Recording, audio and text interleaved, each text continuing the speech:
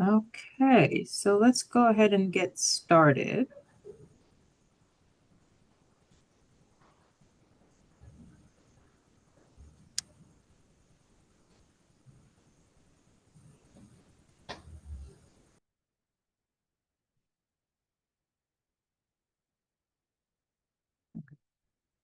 And you see it moving?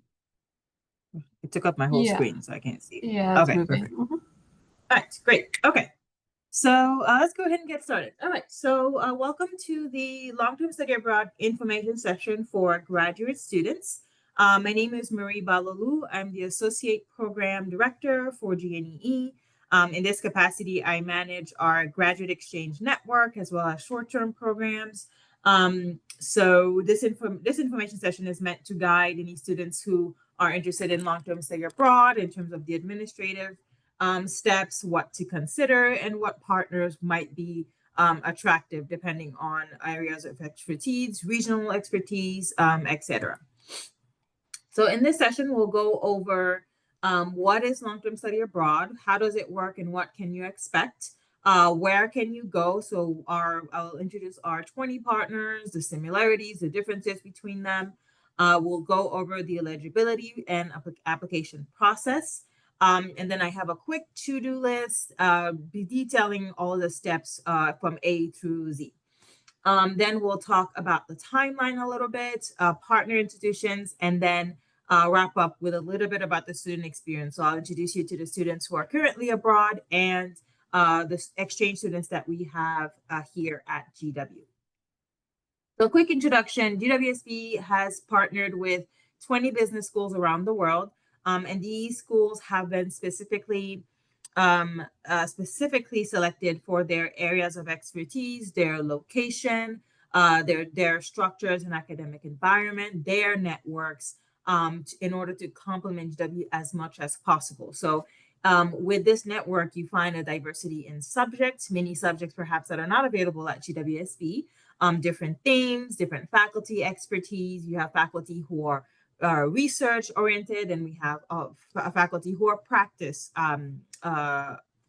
driven, and different methods of instruction. So these this array of partners in our network allows our students, our graduate students, to really diversify their own fields of expertise and look for different options around the world, perhaps that are not available at GWSB. So in terms of an overview, long-term study abroad is a full-term study at one of our partners. So think of it as an entire fall exchange abroad or an entire spring exchange abroad. There's no summer exchange. Summer typically only has short-term programs because there's not as much course availability at our partners. So we only offer exchanges in the fall and the spring. How many credits can you transfer? So you can transfer up to 15 credits, depending on your degree major. Many of our MBA programs tend to be a lot more flexible with electives. So if you want to do perhaps more than one long-term study abroad, the cumulative electives that you're transferring into your degree program is up to 15. So let's say you want to study abroad at CBS in the fall and at ESSEC in the spring, which has been done before by other students. You can take perhaps 9 credits here and then 6 credits there for a total of 15. For most of our degree programs at GW, you only have about 6 to 9 elective credits. So then you can basically plan on transferring those 6 to 9 credits. You don't have to take any or transfer in any more than that. Classes at our partners are entirely taught in English. So if you have local language expertise, it might give you additional course option. For example, if you speak Spanish and you go to IAE in Argentina or IPADE in Mexico City, you might have access to other classes that are only available in Spanish. But if you don't speak the local language, the coursework that you will basically, need in order to complete your term will all be offered in English. So you'll have some good options, so you don't have to worry about having to speak the local language. The business topics are varied. They vary with the partner, with the degree program that they offer, and many other aspects of the program. For example, some partners might open their MBA programs for exchanges, which is on the rare side, because even GW's MBA exchange is pretty tight knit.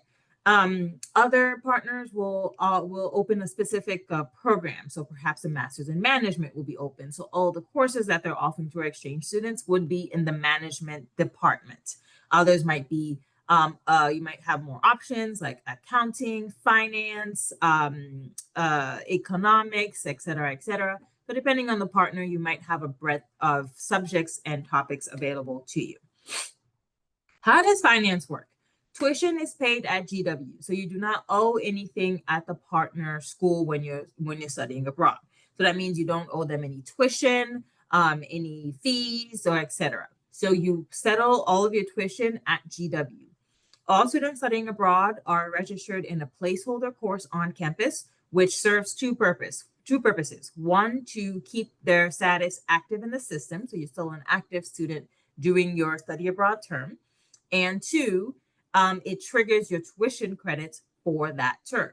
So let's say you're studying in the fall semester at a partner school and you are taking 6 credits at that partner. We will register you in this placeholder course for 6 credits, hence keeping your student status at GW and triggering 6 credits of tuition. So then once you complete your exchange program at the partner, you retrieve your official transcripts, then we transfer your credits towards specific electives, depending on how you mention it on the petition to transfer credit, which I'll cover on the next slide. So in terms of finances, you want to make sure if you're studying in the fall to settle your fall e-bill before the first day of the fall term at GW. For if it's a spring, you want to settle it first day of the spring term in January if you're studying in the spring. So similarly, if you have access to GW tuition, scholarships, fellowships, loans that would apply to your e-bill, they would apply to this basically tuition. In terms of other benefits like VA benefits, tuition remission for staff, those are some items that you'll need to check with those offices to make sure that they cover study abroad programs as well. So you always want to make sure that your funding, if you have any, covers study abroad, because this would be coded as an abroad experience in the system. All right, so now let's go over expectations. So typically, we expect exchange students to enroll full-time at the partner. So that means that when you're studying at the partner, we expect you to take a full-time load. So the full-time load at GW, for example, is 9 credits. That's the GW standard. So at the partner, that might look differently. For example, at Copenhagen Business Schools, students are required to enroll in the equivalent of 15 GW credits. So you're going to take a number of classes adding up to that 15. But how it works in terms of your billing, if you only have 6 to 9 credits of elective space, right? And that's what we're billing you for at GW, that's what you're transferring into your degree program, but you're taking more at the partner, it's fine, because that means that you're taking an additional class for free or a couple additional classes for free, because you won't be billed for it because you don't need to. You're only billed for classes that you're actually transferring into your degree program. So at schools like CBS, you basically have access to some additional free classes that you're going to be able to take for your own academic and personal interests. So all courses, you're expected to pass them, obviously, so they don't transfer in automatically into your degree program. So don't just think that you can miss exams, miss assignments, play around while the country enjoy your time and not put in the work. So you're expected to complete all of the coursework and pass all of your classes with a grade of B or better. And B or better is the GW equivalent of a B or better. Example, at a school like one of our French partners, SAC, Renewable Board, their system typically grades you out of 20, right? So 20 being the highest grade and 10 being the passing grade. The 10 is a passing grade at the French school, but it's not the equivalent at GW. The equivalent at GW would be a grade of 11 at one of those schools. So you have to make sure to perform and score 11 out of 20 in order order for us to transfer your credits. So if you score anything, let's say 13, 14, 16, no problem, you're going to still be transferred. If you score anything less than 11, 10.5, 10.2, or 10, those classes will qualify for grade transfer. So that basically means that you'll be paying, let's say, 3, 6 credits in tuition for that term, but you wouldn't be able to transfer those credits into your degree program. So we always want to make sure that students are aware of that before they complete, their study abroad place. Expectation is that you would have conversations with your program manager or to approve your credits. You cannot study abroad without the approval of your program manager. You cannot do this behind their back. You need their approval on your course selection and how what you be map before you go abroad. So start having those conversations now already if you're thinking about a spring 2026 program, or even in the future, fall 2026, spring 2027. Go and have a conversation with your program manager, because then they can help you better strategize timeline and save your electives for your semester abroad. One important point about studying abroad is that the grades that you obtain at the partner do not affect your GPA at GW. So only the credits will transfer. I only look at the grades to make sure that you pass the classes in order to get your grades in, your credits in. But the grade itself doesn't transfer. So that means that your GPA will not go up, neither will go down as a result of your study abroad program. So if you have a 4.0 before you go on your study abroad program, you'll have a 4.0 at completion of your study abroad. If you have a 2.0, you'll have that same 2.0 when you return. So if you, for example, you fall below the 3.0 GPA requirements to graduate from any degree program, study abroad will not impact your GPA. So you want to have a conversation with your academic advisor in terms of how to sort of strategize to have on-campus GWSA classes in order to raise your GPA for graduation, because that is a degree requirement. One last note, you cannot take 4 classes apart because exchange programs are very flexible. Some courses may be canceled. Some courses perhaps won't be eligible to take as an exchange student at the partner. So 4 classes, you cannot take them apart because GW or your department will not let you take those courses. Those are required to get GW. Number 2, even if they allow for an exception, there is the risk that you will not be able to take that class while you're abroad, hence jeopardizing your graduation plan. And we wouldn't want you to jeopardize your graduation plan, so we do not allow you to take 4 classes, of course, unless you have department approval to do so. All right, so where can you go as a GWSP grad student? We have a network of 20 schools. I have them all listed here. By country and by school.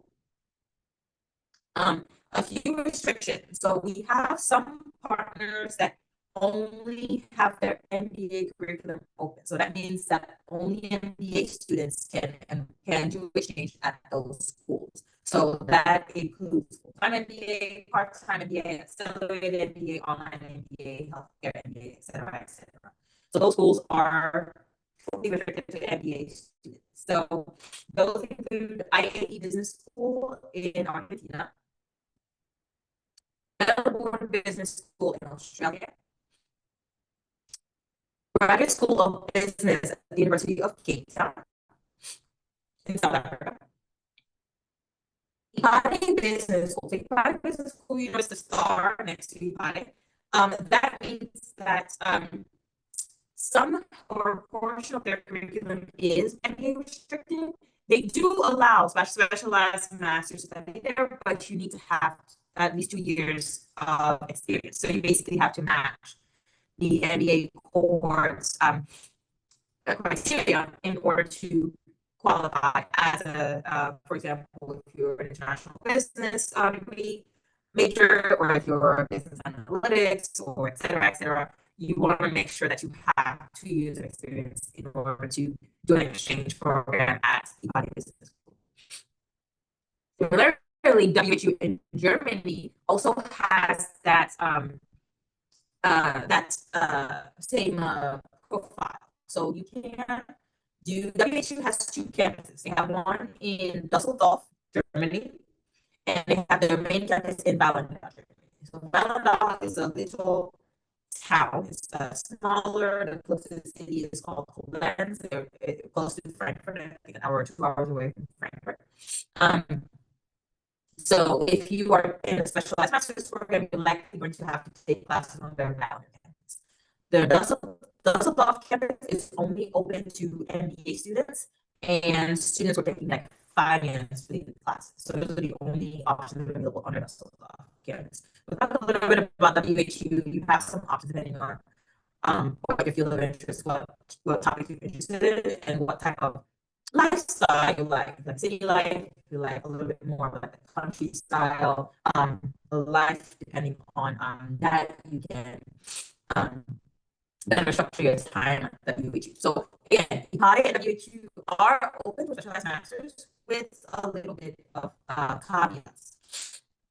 Now, there's a couple of partners that we currently have active partnerships, right? So we're still partnering with them, but we just currently cannot send students or receive students from those institutions because of a university embargo on travel to those specific locations. So that embargo from the university doesn't only prevent exchange programs from occurring in those locations, and also prohibits even other like short-term programs, faculty traveling for research, students traveling for conferences, et cetera, et cetera. So these two locations we cannot send students to.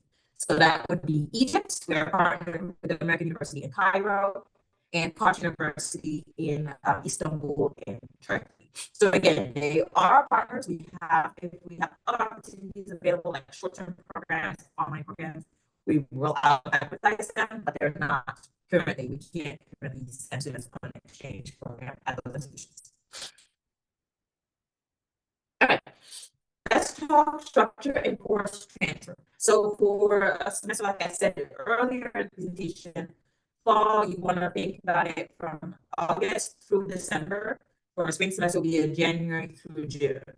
Now, not all partners follow that structure. I'll cover it on the next slide. Some partners have a trimester structure. Some others have a module like 8-week sessions at a time. So those are still considered like semesters in terms of the exchange because you're taking full load, but in terms of your time in the country and away from campus, it would be longer or shorter depending on where you go.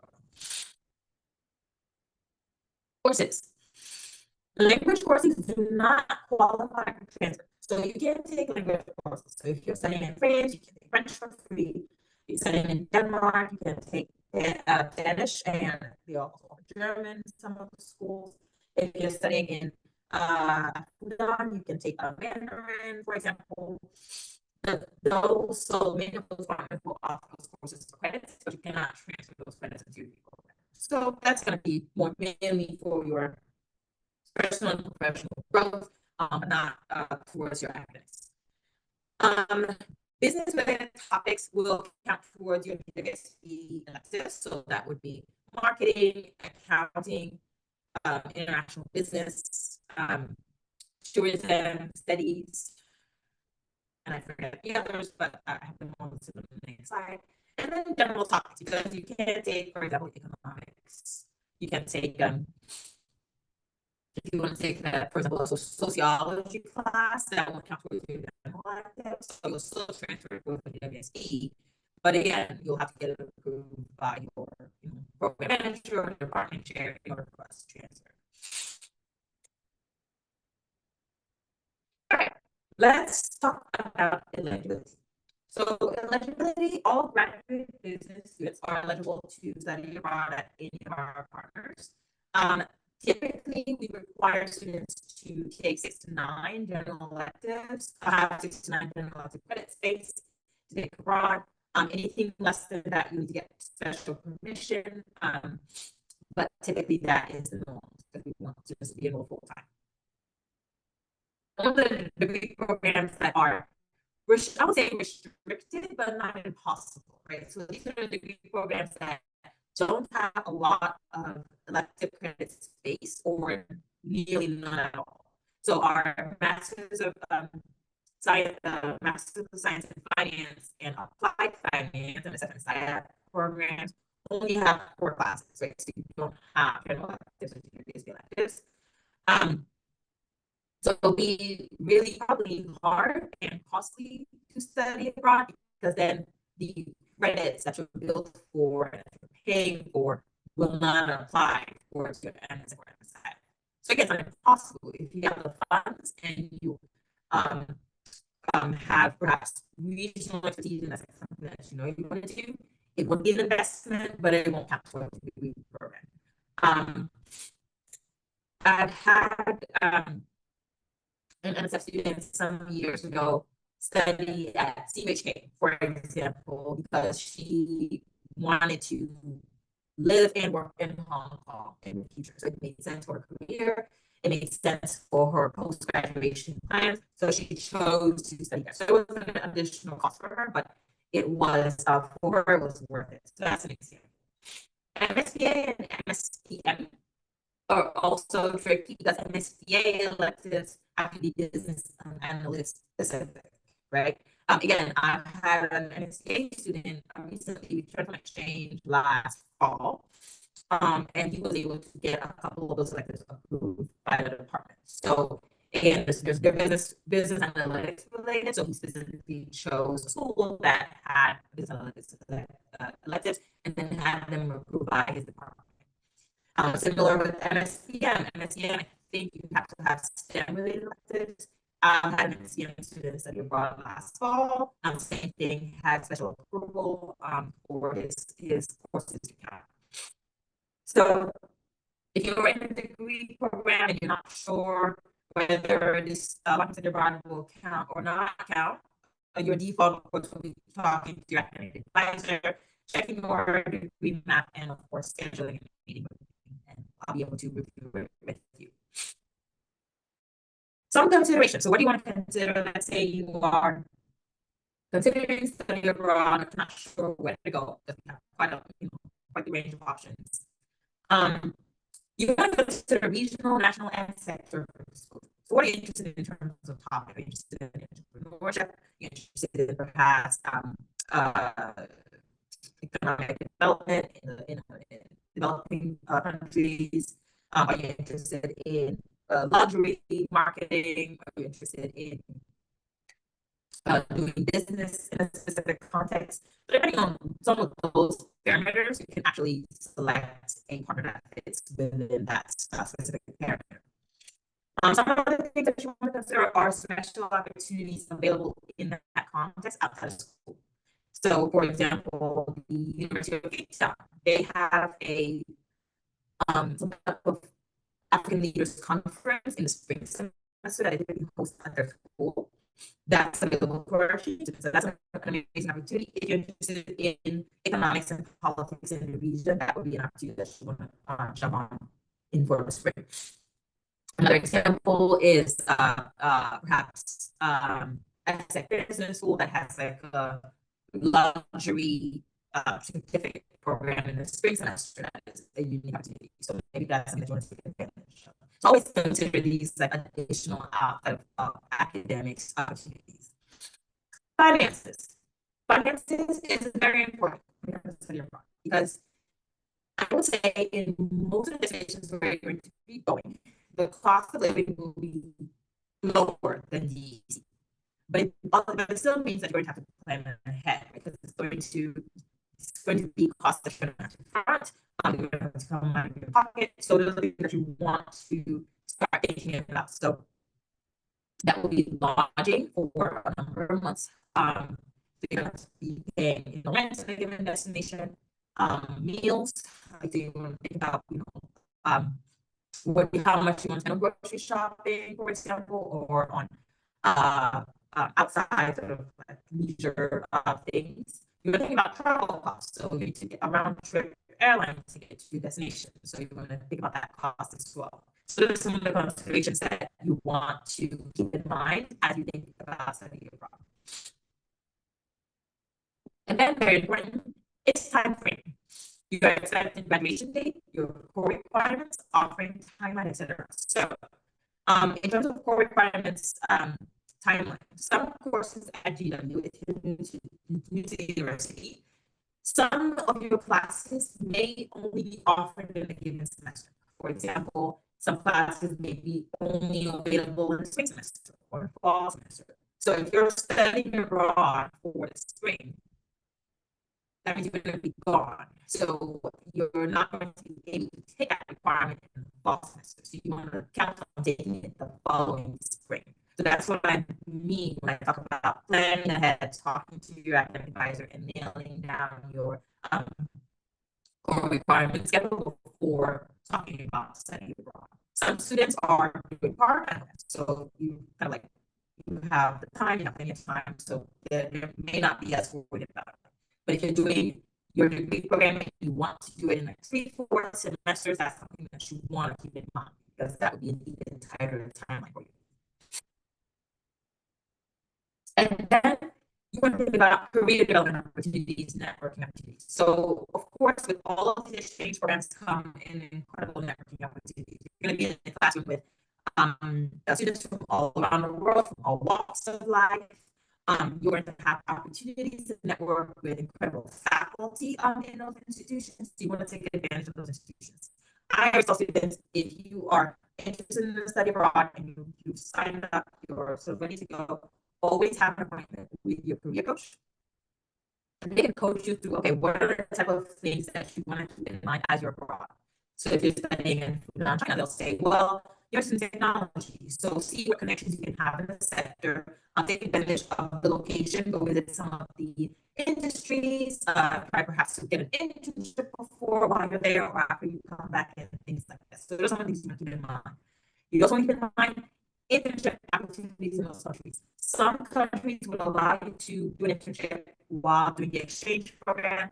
Others, the US, will like to do an internship after you finish your exchange program. So those are some of the things that you also want to check out. The university has a great network, and they will help you find an internship if you want to study there.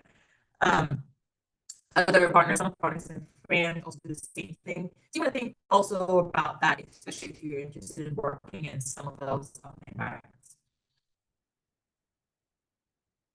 All right, let's shift to to-do list. To-do list part one. So you want to browse your partners. So you'll find a list of partners on our website. They're categorized by region. You want to identify perhaps 2, 3, maybe 4 partners that you're interested in. So I have all the information on the brochure. Some of it might be outdated. If there's anything missing, just reach out to us and let us know. You want to submit your application for the spring 2026 semester. You need to submit your application by this Sunday, September 7th. You want to have priority consideration over all of the partners. If you're applying for a fall 2026 program, the deadline will be March 16th.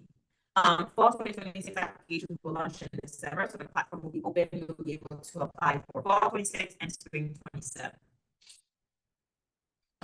In terms of the application elements, you'll be submitting a professional headshot and bio. Make sure to update your resume because, again, those partners that have those strict requirements about work experience, I do look at your resume to make sure you fit the bill. So if you have not updated your resume after your last internship or after your last job, this is a good time to do it. Please do not submit an outdated resume thinking that you'll be able to update it later because I will look at it and use that to make a decision on whether to place you at a partner or not. So make sure to update your resume.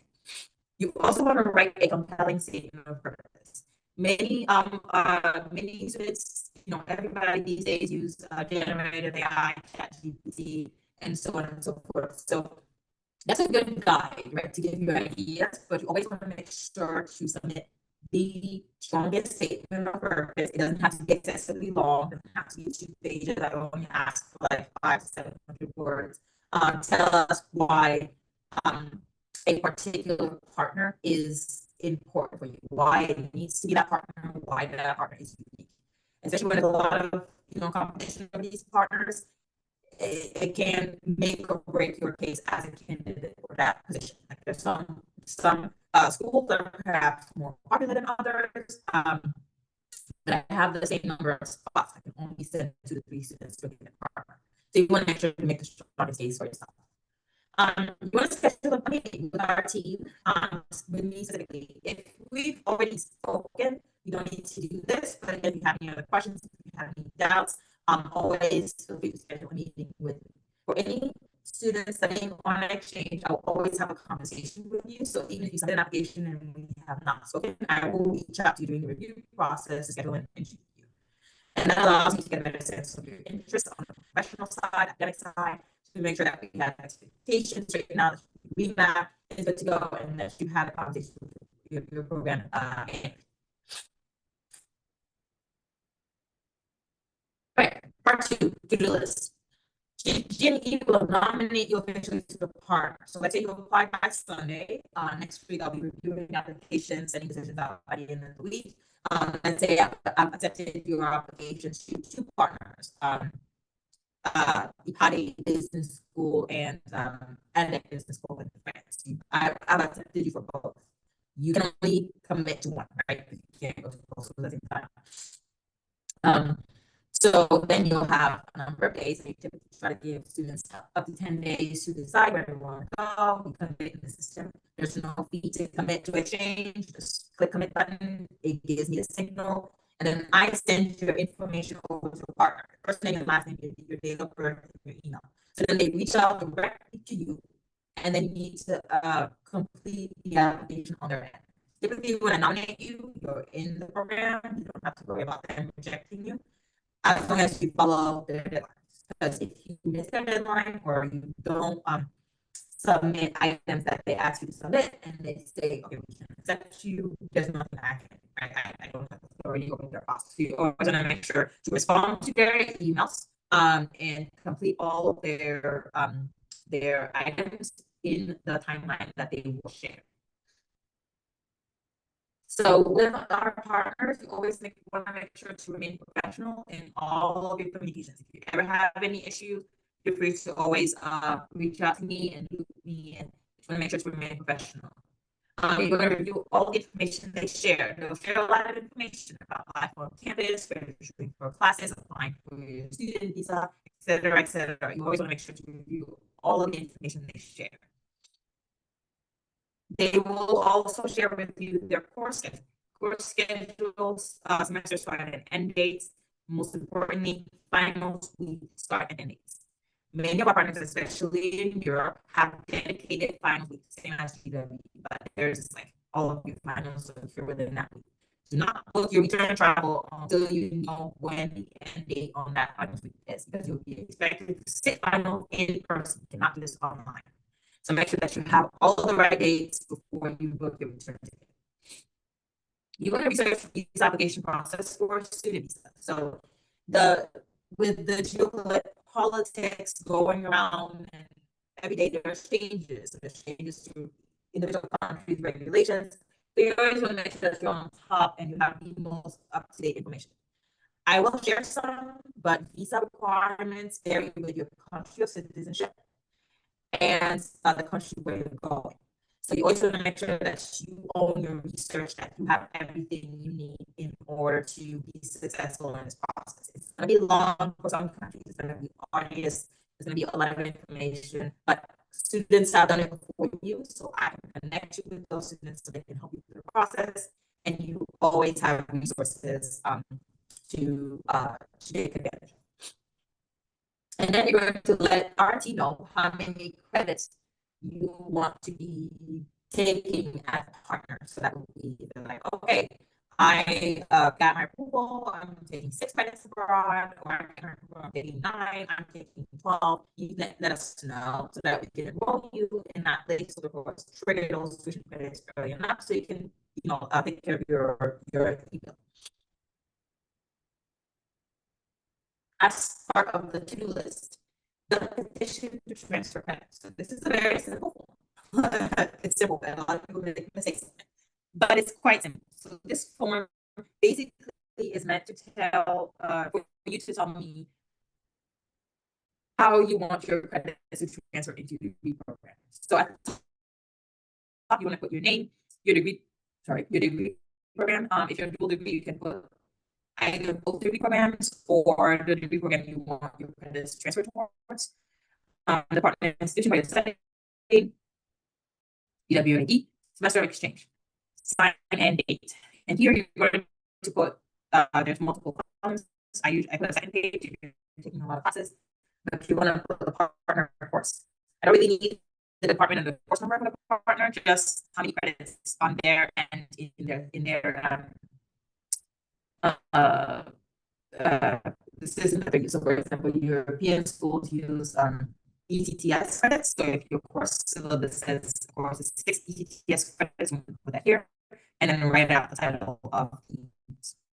And then on the GW equivalent line, you're going to basically put how you want it to show on your transcript. So you can select any of these electives.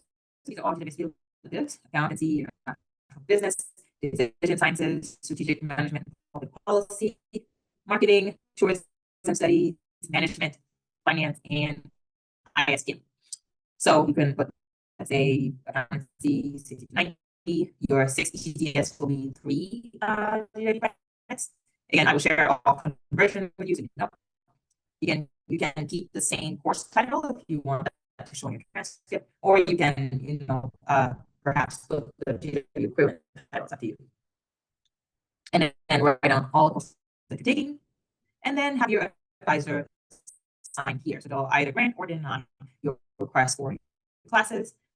Once I get this form signed by your program manager, I will also sign, date, and then send you a copy of this for your records, and then just put it on my files and keep it until you finish your program. So this gives me a sense that you've spoken with your advisor, because I'll see their signature here. But it doesn't lock you in. So let's say you get to the partner and one of your classes was canceled, or you sat in one of those classes and you're like, this doesn't, I'm not too happy with this choice and you want to change there, and just send us an updated transfer credit, and then your advisor signs off, and I just update it on file. Similarly, if you're, for example, at an institution that requires you to take more classes than you need to, like say CBS, you're taking 15 credits, but you only transferring 9. And at the end of the semester, you realize that, the 5 classes that I'm taking, I kind of didn't work so well on none of that. So I can't, I didn't get the B equivalent, I can't transfer. If you got the B equivalent for another course, the advisor signs off on it, I can switch the transfer to the last minute. So you have some flexibility in there, especially when you're taking more than one class. Couple notes: you cannot transfer courses towards MBAD 60 to 90. That's not a thing. So if you put that on your petition, your advisor will send it back to you, or I will send it back to you. And you cannot have non-GWC electives. So if you have, for example, a sustainability concentration, or you're doing a dual degree with Elliott School, I cannot apply these credits towards Elliott School electives, ECAS electives, engineering electives. It can only be GWC. Okay.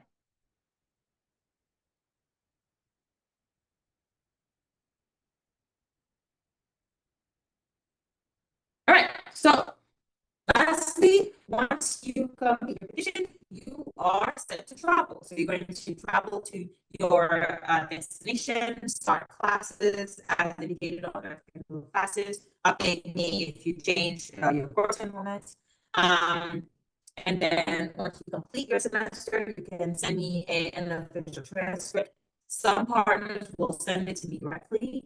Some of the partners will ask you as a student to pull it. So you'll have to send that to request it yourself and then send it to me. And then you submit your program evaluation, tell us, how the whole process went, the classes you were enrolled in, and then you're done. Your credits are transferred, and your exchange is complete. So some additional notes about course transfer. All courses petition for transfer must be signed by your academic advisor or program manager. So like I was saying before, if you change course mid-semester, if you drop one, add one, your petition needs to be updated. So you can't drop in on me after your semester of exchange, give me a random course and ask me to transfer it. It cannot be, I cannot transfer it unless your advisor signs off on it. So it needs to be an application. Again, it does not impact your GPA. So if you get straight A's in all of your classes, that is wonderful and great for you. That means you 100% qualify for a grade transfer, but it will not increase your GPA. Credit transfers for the passing grade or B or better. On the petition transfer credit that I just showed, I have a couple more pages of instructions. On the last page, I have a nice table, very long, and it shows the B equivalent by school. So if you're going to Copenhagen Business School and you're like, okay, well, what grade is that B equivalent at Copenhagen? It says there, Copenhagen Business School, B equivalent is a grade of 7.0 at CS. You're going to Essex Business School in France, it'll say Essex Business School, GW equivalent is 11. And then you have all of the schools listed. So courses count, course counts active. That's a moment for the semester of study. So you'll be active. You don't have to apply for leave of classes or anything like that. International students need to enroll in at least 9 credits or change to 5. So you must enroll in 9 credits. That needs to show 9 credits. So this is especially important if you have that ECTS conversion where it's like you're taking perhaps a 5 ECTS credit course at Copenhagen, that's 2.5 credits. So if you're enrolled in 3, that's 7.5 credits. You're going to need to add 1. So that's just an example. But you need to make sure that you enroll in 9 credits for exchange semester. So the best itinerary will be provided by the partner schools. So I don't have control of that. So you need to reach out to them to ask if you visit this, for example, to count a class, if you want to addition to count it towards or a specific elective or towards a certificate, you need to request a syllabus from the partner. We're going to talk about finance, but as for repeating, you only pay for credits you're transferring into your degree program. So if you're taking some extra classes, language, you have to pay for those for free. That's the advantage of studying in at a partner network. You pay tuition only at GW. You owe nothing to a partner unless if they have on-campus grad housing and anything on campus, and that will be due to them directly, but nothing in terms of tuition and fees. When a budget for your lodging and travel expenses, you want to connect with our inbound exchange. I'll introduce them on the last slide. We have 17 amazing students from all around our partner network that you can connect with if you're curious about learning about their school, their experience, and even connecting with them when they return to their institutions in the spring. We're going to check out the DW payment plan, scholarships, and other rewards that would apply to your e-bill. You want to watch out to Department of Education regulations when it comes to the usage of student loans. I remember back in the day when I was in grad school and I was doing my internship abroad, the loans did cover with travel expenses and such, but that might have changed. So you always want to make sure to check out for those regulations before you add in your budgeting process. And then all the expenses will be out of pocket, right? Flight, lodging, meals, and transportation. GNE strives to provide funding, but we cannot confirm anything until probably the last minute. So if there's any of these expenses that we can pick up for you, you'll be notified. So for example, the students traveling this fall, we covered their flights. The students last 2 terms ago, we covered their insurance. So we always try to cover some costs, but it's not guaranteed until we fix our budget. But it's showing up here that. Okay, so what partners have condensed terms? We have, so I removed the Egypt and Turkey, can't go there, but the partners that have basically terms that are not full GW, I don't know how long our semester is, 15 weeks semester. Those will be IAE Business School. They have modules. Melbourne, Australia, I think that's finance. The Chinese University of Hong Kong also has modular options for MBA only. So, for example, the spring semester has 2 modules. There's only like February to March or April to May. If you are a specialized master's, you have to be there February to May. If you're in an MBA, you could do either one month.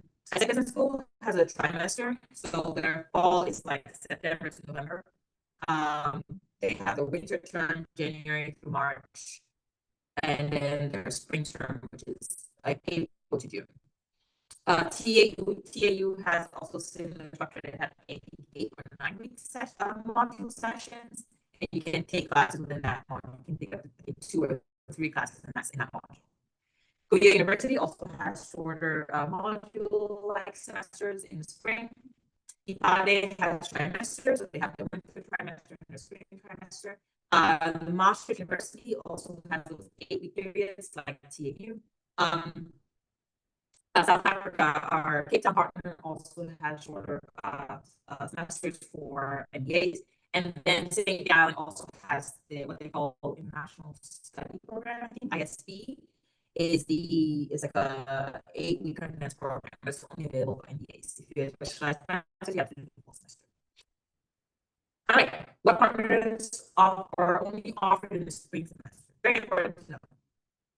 Korea University, IPADE, and Mexico City, and South Africa.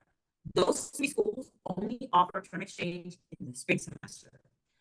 That is because their fall term perhaps doesn't have enough courses in English or doesn't have enough electives to accommodate for exchanges, so they only offer their term in spring. If you want to go to Korea University, you have to do it in the spring semester. If you want to go to Mexico, you have to plan to do it in the spring semester. Okay, what partners offer short-term options? So if you're like, I'm an MSF, I don't want to spend 9,000 or 9 credits worth of additional tuition that's not applying to my degree program. So I'll consider myself an option. What about short-term programs? Because I can do 1.5 credit, 3 credit paths would be great. So here are some partners that have some short-term options either in the spring or the summer.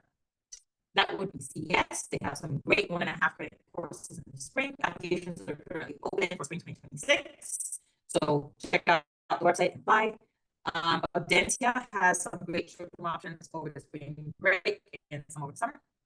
Edinburgh Business School has a great 2-week program over the summer. Aztec Business School also has a 3-week program over the summer. Grenoble has a 1.5 credit course over the spring break. WHU Germany has 3 credit options. I think they have 2 or 3 programs in May. They have a fully online program as well for MBAs. Some good options there. Mexico has a short-term program over the spring break. And Taiwan has also a couple of short-term summer programs, about a week long for 3 credits. So these are some great options if you can only do short-term travel, short-term options, or if you don't have as many elective credits in your degree program. Those are some good options. Partners require at least 2 years of experience in order to apply. So I business school and MBA only. Melbourne MBA only. Mexico, if you're a specialized master's, yes, they will require at least 2 years of experience. University of Graduate School of Education, Business in South Africa also requires 2 years of experience, even for MBAs. And that's it. So yeah, so that brings me to the last part of our student experience. So here are the 3 students who are now outbound. Brian Larry is a full-time MBA, class of 2026. He's currently at Bocconi University studying there for fall. He's already started class actually this week. Fatima and Jose, also full-time MBA students, graduating in spring 2026. They're both at Essex Business School this fall. They're actually starting later in September, so they're still around. So they'll be back, of course, in the spring if you're not considering term exchange until future semester. have a session, an exchange fair with them when they return in the spring semester, so you can hear all about their experiences. Last but not least, here are our dream team exchange students here at GWSP. You'll see most of our partner schools are represented. So again, if you're curious, if you just want to connect with them, make a friend in those schools, feel free to reach out to us and we'll be happy to make the connection. We have students from the Dentista, Business School in France, IAE Business School in Argentina, Copenhagen Business School in Denmark, and then Business School in France. Those two students are here for a year study, so they're going to be here in the fall and next spring. We have students from Pade Business School, Tel Aviv University, Don University, ESSEC Business School, University of St. Gallen, WHU School of Management. So again, if you want to be connected with any of our exchange students, or you can reach out, they're always on campus. You actually might bump into some of these folks in your classes. So on that note, that brings me to the end of this presentation. A couple of things to take advantage of. We have our DNE services fair coming up on Monday from 4 to 5 p.m. It's first floor Crane Center. It's going to be a casual event. We'll have candy and some snacks. You can stop by to chat with our exchange students, meet with students who studied abroad in other semesters, and then ask more questions about some of our partners. I'll be there myself. I'll have another information session later this month after our deadline for those partners who have a later nomination deadline. So if spots are not all filled up, I'll extend the deadline on some of those partners. So if you're still considering, but perhaps number 7 is too short of a turnaround time, it's not too late to consider us a spring term block. So I'm always here if you have any questions. Our team is located on the 5th floor of Duquesne in Suite 551. You can stop by if you have any questions. You can reach out to us at sbintl@tw.edu. That's our email, and then you'll be able to make an appointment with myself or anybody from my team. So on that note, thank you for listening to the session. Thank you for attending the session, and I hope to see you all soon.